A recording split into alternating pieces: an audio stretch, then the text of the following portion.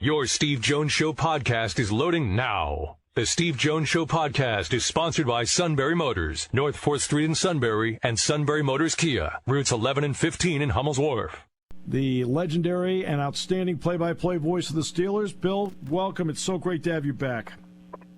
Good to be with you, Steve. I'd rather be in Buffalo than in Kansas City, I'll tell you that.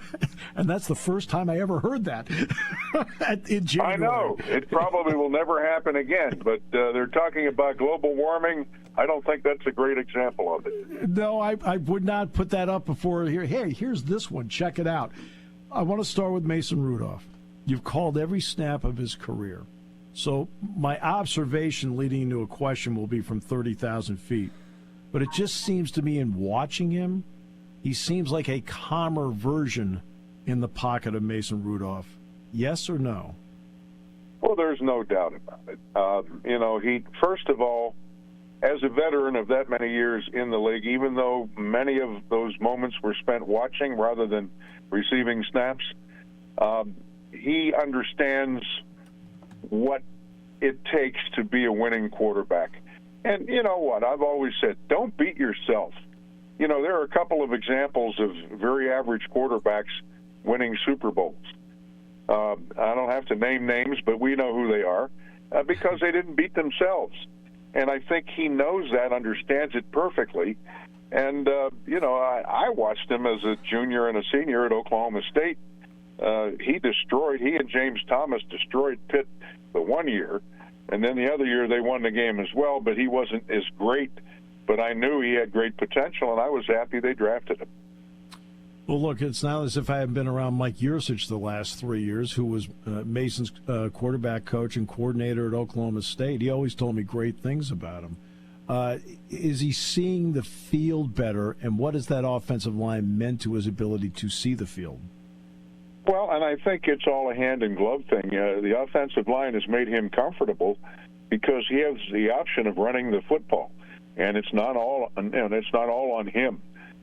They've run the football really well the last part of the season, and I'm on Mike Tomlin's bandwagon when he says, you have to run the football in December and January because of the elements. And I think we're going to see an example of that on Sunday in Buffalo in that hole in a farm up there in Orchard Park. And that's exactly what it is. They dug a hole in a farm, put stands in, and that wind, it comes in across the surface, but then it gets down into that bowl, and it can be nasty. You remember, and I think it might have been Harry Newsom, Steeler punter years ago, hitting a negative punt. Yep. Hitting the punt into the wind, and it ended up hitting behind him. I mean, and you're afraid of that, especially since, Presley Harvin III hasn't had the best of years. But I noticed that the Steelers have, put Brad Wing on the practice squad, so, we'll see how that plays out.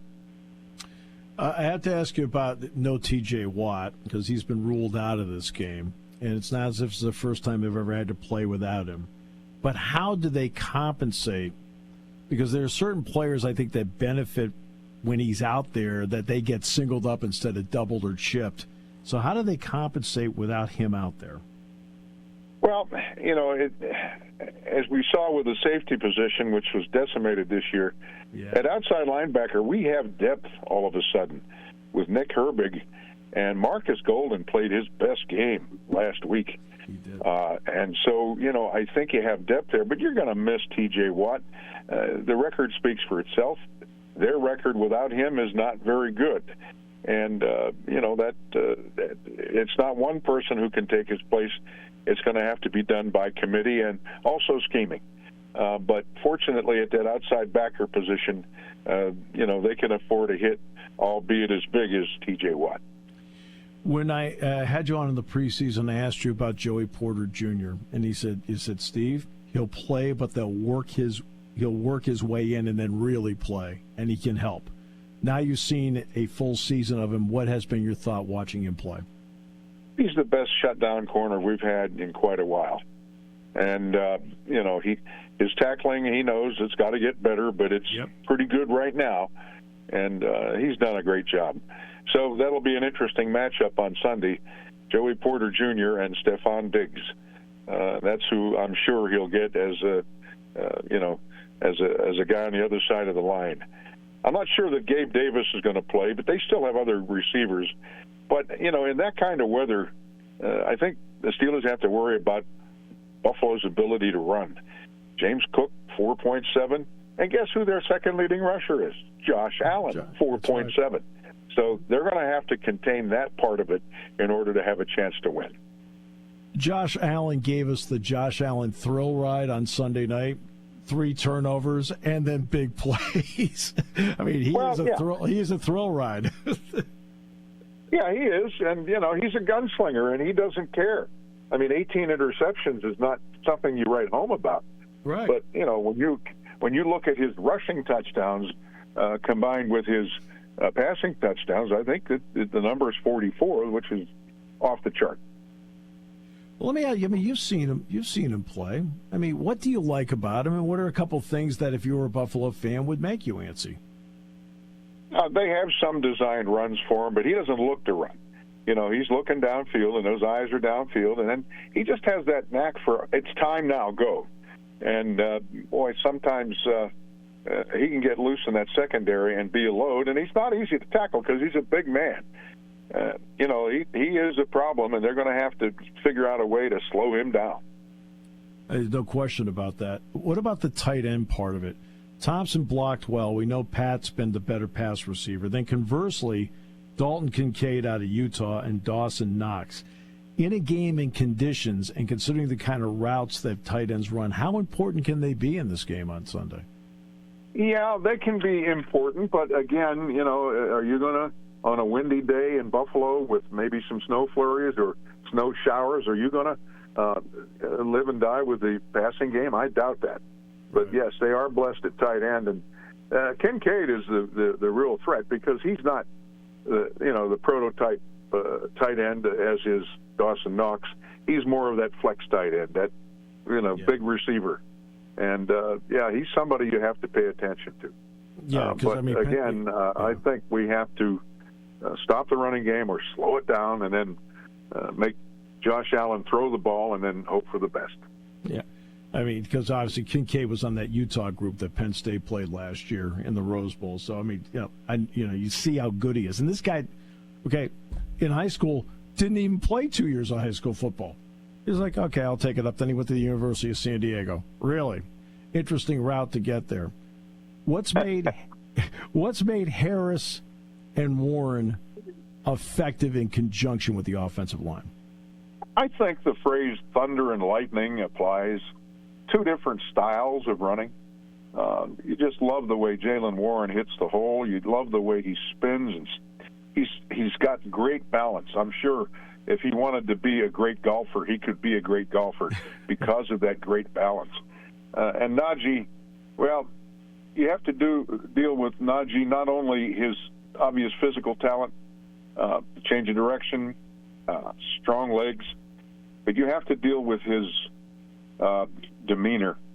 And I've noticed the last 6 games he has run angry. And you got to love that because he doesn't want to run around you. He wants to meet you and knock you down. And I think, his stiff arm can be devastating.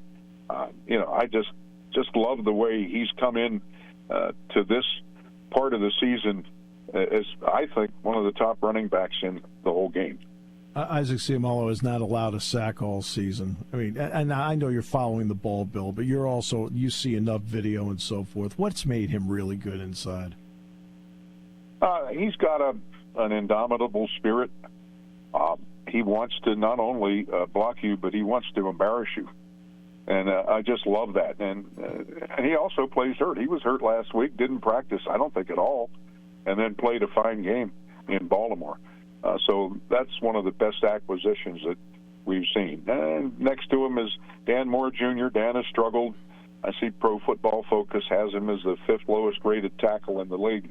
He's allowed, 50-some pressures and a bunch of sacks. But, I think you worry about that position next year. You just do the best you can. This year, and I think having Seumalo next to him has really helped him.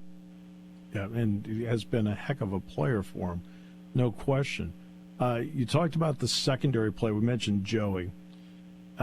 What kind of job have they done for the most part holding up, considering they've had to put so many pieces together to make it hold up? Yeah, I think for a while, Steve, they were giving up the middle of the field too easily, and tight ends were feasting. And I think they've kind of, cut that down recently, but it's something to watch for if Allen really tries to take advantage of the middle of the field. But having KZ back, I think, is tremendous.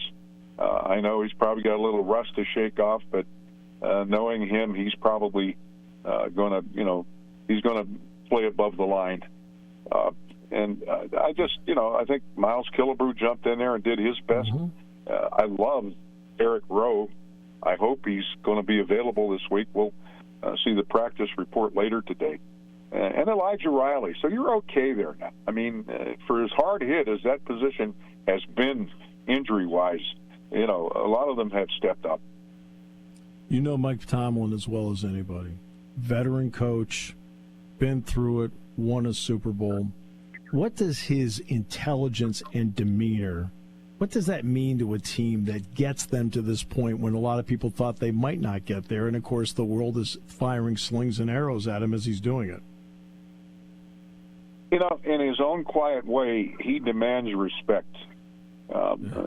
Let's say compared to Bill Cowher, who would treat his players, with a stiff arm, if you understand what I mean. I know. I think Tomlin knows he doesn't have to do that.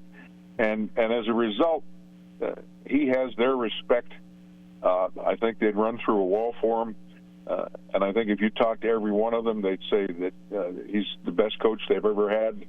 And, all this elevator noise and outside interference that had taken place when they were in that losing streak, it's kind of disappeared because I think everybody realizes this guy's one of the best coaches that you can have. And if you don't believe that, let him go and see how quickly he's snatched up by somebody else. And I don't think that's going to happen. And I've seen those rumors. Well, and we live in this age of, it used to be there were 3 television cameras at Chuck Noll's news conference. Yep. Well, that has changed, and there's a lot more .coms. There's a lot more people involved, and unfortunately, in my opinion, Steve, the journalism part has slipped, and it's all about clickbait, and I don't like that. But it is what it is. But I think Tomlin is great at shutting that out and getting his players to do the same thing. See, it's one of the many things I admire about him. He just knows who he is. And that's okay. And it doesn't matter what somebody else says. I know who I am. It's just, I have a lot of respect for that. My last question is going to be not about the Steelers, but about Pitt. I had the privilege of calling all of Paul Posluszny's games at Penn State, and he ended up getting into the College Football Hall of Fame this week. Yes. You had the privilege of calling all of Larry Fitzgerald's games at Pitt. He is the 25th Pitt player to make the College Football Hall of Fame. What are your thoughts on seeing that and the kind of college player he was that you witnessed on an every Saturday basis? Every coach at every level of football should show his players Larry Fitzgerald's tapes, if only for one reason. He catches the ball in the end zone and he turns and hands it to the official. Yep. Act like you've been there before. And I think that would be a great lesson. But unfortunately, because of the pressures of national TV, highlights, players get into the end zone and they got to do a dance and they got to do the synchronized swimming, I call it. And, it's a shame. But, he was the antithesis of what we see now in all of football. And what I remember of him as a player, when the ball's in the air, he knew exactly where it was going to come down, better than anybody else on the field. Yep. And he always managed to be there when it came down. And with his, strong hands and great leaping ability and all of the God-given physical gifts, it's no wonder that he's in the College Hall of Fame, and I think it's only a matter of time for Canton as well. Yeah, exactly. He'll get in Canton as well. But, what a great privilege, because you would have loved to have been sitting with me on the bus when Jack Ham was talking to the defensive players about what the draft used to be like. Oh, about a month after you get drafted, there's no combine or anything like that. They're all like their jaws all drop. Larry Fitzgerald's 40 time is reported at 4.63. Really? Okay, that's a football player, okay? I don't really need to watch to know he's great. Absolutely. And, you know, when James Harrison intercepted that pass in Super Bowl 43, Larry Fitzgerald was showing you that he's faster than 4.6 on a football field. And he darn near caught him before he got to the goal line. Again, Steve, give me 22 good football players. I don't care what position they play. I'll win a lot of games. That's why Bill and I always get along so great. We always think the same way. Bill, thanks so much. Appreciate you. Hey, great broadcast on Sunday, and hopefully it's a great day for the Steelers. I'm taking a space heater just in case. That's why you're a veteran. Thanks, Bill. My best to your great family. Steve. All right.